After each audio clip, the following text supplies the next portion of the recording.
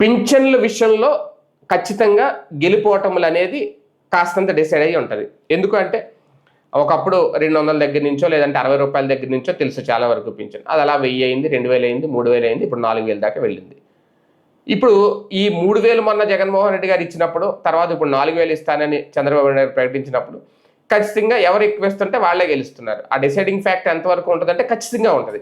ఎందుకంటే పింఛన్లు తీసుకునే వాళ్ళు వృద్ధులు కానీ, మహిళలు కానీ, వితంతువులు కానీ ఎవరైతే ఉంటారు, లేదంటే వికలాంగ పింఛన్లు తీసుకునే వాళ్ళు కానీ, సామాజిక భద్రత పింఛన్లు తీసుకునే వీళ్ళు ఖచ్చితంగా పోలింగ్ బూత్కి వచ్చి ఓటేస్తారు.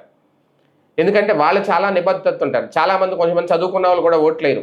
పోలింగ్ బూత్ దగ్గర జనం ఫుల్గా ఉన్నారు, మళ్ళీ వద్దామనో సాయంత్రం వేద్దామనో ఈ లోపల టైం అయిపోతుంది, మనం ఓటు వేయకపోతే ఏం పోద్దులే అనుకునే వాళ్ళు కూడా చాలామంది ఓటు హక్కు వినియోగించుకోకుండా ఉన్న వాళ్ళు చాలామంది ఉన్నారు. అందుకే అవగాహన సదస్సులు ఏర్పాటు చేస్తూ ఉంటారు ఎన్నికలకు ముందు. ప్రతి ఒక్కళ్ళు తమ ఓటు హక్కును వినియోగించుకోండి, దేశ భవిష్యత్తును కాపాడండి, మీరు వేసే ఓటు చాలా కీలకం అని చెప్తూ ఉంటారు. అలాంటి వాళ్ళ కోసమే మామూలు ఈ వృద్ధులు వీళ్ళందరూ అంటారు నడవలేని ఓపిక, నడవలేని పరిస్థితిలో ఉన్నా ఏదో రకంగా వాళ్ళు ఎవరినో ఒకరు పట్టుకొని పోలింగ్ బూత్ వరకు వచ్చి ఓటేసి వెళ్తారు. ఎందుకంటే వాళ్ళకి వచ్చే పింఛన్. అందుకని ఈ పింఛన్ అనేది ఖచ్చితంగా ఎఫెక్ట్ చూపిస్తుంది ఎన్నికల మీద.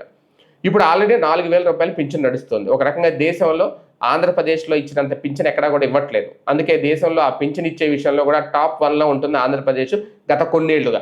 ఇప్పుడు మొన్న కూడా టాప్ 1 పొజిషన్లోకి వచ్చింది. జగన్మోహన్ రెడ్డి ఉన్నప్పుడు టాప్ 1లోనే ఉంది, ఇప్పుడు చంద్రబాబు నాయుడు గారు ఉన్నప్పుడు టాప్ 1లో ఉంది.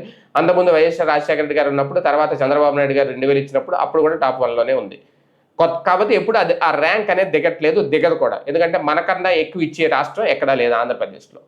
సో ఇప్పుడు రేపొద్దున్న ఇప్పుడు 2 ఏళ్ళు అయిపోతుంది, ఇంకా 2027లో జగన్మోహన్ రెడ్డి గారు ప్రజల్లోకి వెళ్ళబోతున్నారు. పింఛన్ విషయంలో ఏం క్లారిటీ ఇస్తారు? మొన్నట్లాగే ఒక పవర్ పాయింట్ ప్రజెంటేషన్ లెక్క చూపించి అబ్బాయి ఇంతకు మించి ఇవ్వడం ఎవడ వల్ల కాదు, నేను వచ్చిన ఈ 4000 ఇస్తాను, ఇంతకు మించి పెంచలేనంటే సరే బాబు వెళ్ళి పక్కకి కూర్చో అంటారు. అంతే తప్ప అక్కడ లెక్కలు, ఎక్కాలు, చిట్టాలు ఇవన్నీ ప్రజలకు అనవసరం. ఇప్పుడు వరకు ఇచ్చేదానికంటే అదనపు బెనిఫిట్ వస్తుందా లేదా అనేది మాత్రమే చూసుకుంటారు. ఎందుకంటే అక్కడ లెక్క ఇంపార్టెంట్. జగన్మోహన్ రెడ్డి మంచోడని చెప్తే సీఎం అయిపోదామంటే కుదరదు. అక్కడ మ్యాజిక్ ఫిగర్ దాటాలి, 85 స్థానాలకు మించి రావాలి, 90 సీట్ల పైన వస్తేనే, మ్యాజిక్ ఫిగర్ దాటితేనే అక్కడ ముఖ్యమంత్రి అయ్యే అవకాశం ఉంటుంది. ఇక్కడ కూడా అంతే. వాళ్ళు ఓటు వేయాలంటే పింఛన్ విషయంలో ఒక క్లారిటీ ఇవ్వాలి. పింఛన్లు మేము వస్తే పెంచుతామనో, పెంచలేమంటే ఇంకేం ఉండదు, ఇదే కంటిన్యూ చేస్తామన్నా కూడా ఏముండదు.